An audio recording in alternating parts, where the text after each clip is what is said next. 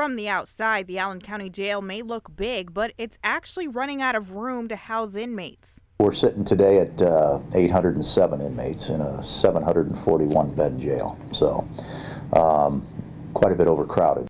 And the number is on the rise. The last 2 weeks, I was right up around 100 over. Gladio says an uptick in crimes like thefts, burglaries, armed robberies, and homicides contribute to the problem. But his biggest issue is when people violate their probation.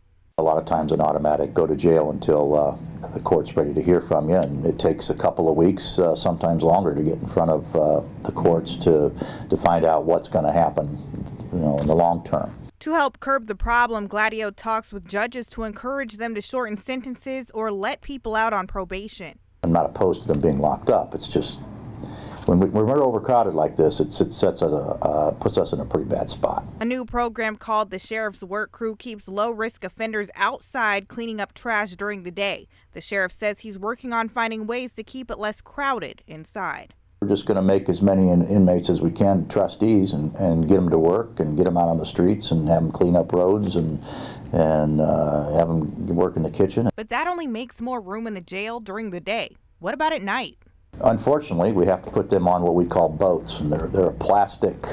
It's like a plastic bunk that sits right on the floor, but it's about 8 inches off the floor. Most of the cells are 2-bed cells, but with the boats, there are now 3 people to a cell. The place gets crowded, it gets hot, your tempers start to flare, it gets rather uncomfortable. With an increase of people behind bars, staff and inmate safety issues arise.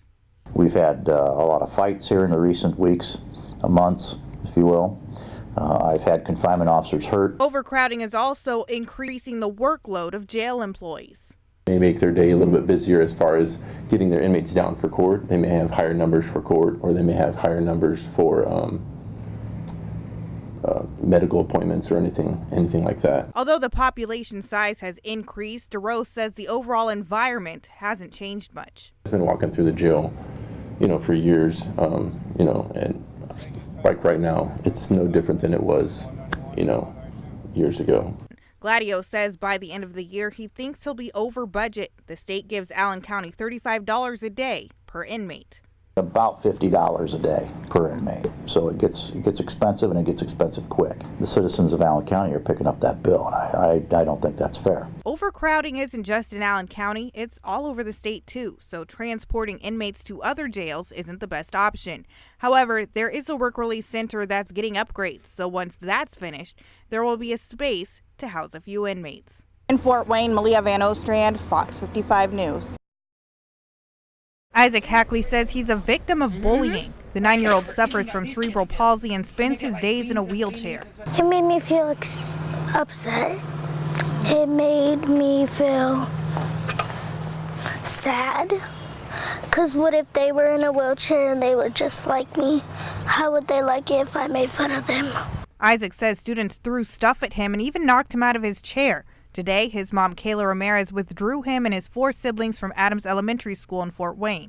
She says the school didn't make an effort to address the bullying. Nothing was being taken care of. Nothing was being done at all. The 3rd grader also wears a diaper and is required to have it changed whenever it's wet. Ramirez says the school neglected to change his diaper when it was wet. She says most days the diaper soaked through his clothes and he had to sit in it until he got home. And he said that they said the diapers last 12 hours.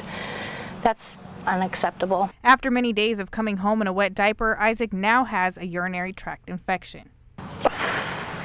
Upset, hurt, because I'm not there and I can't protect them. And he shouldn't be going through that.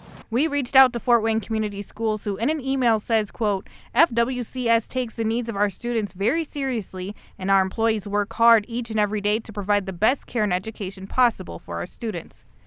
Ramirez says that statement is simply not enough, and she hopes Isaac's story will inspire the school district to make more of an effort to prevent bullying in the future and educate students about people living with disabilities. When they're coming to their office crying because a kid is hitting them or hurting them or putting marks on them, I want them to do more than we will handle it. Although Isaac doesn't feel like he has support at school, he has it from the community. Local bikers rallied around Isaac and his family this morning. It was awesome.